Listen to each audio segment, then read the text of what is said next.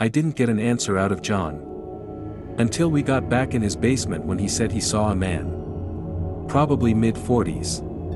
Tall and skinny, lunge at them. We were all shaken on what he said.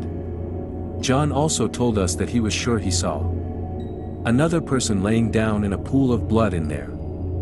We all tried to get over it, but David wanted to call the police to check out that cabin. We told John's dad about it and he had a concerned look on his face.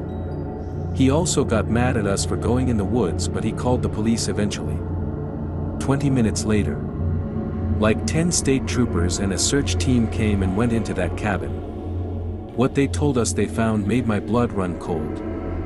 Apparently, there was a serial killer in that cabin, and when they found him, they found a dead corpse right beside him. They put him into cuffs, and when they went into the closet of the room we were in, they found 3 other bodies all in a pool of blood.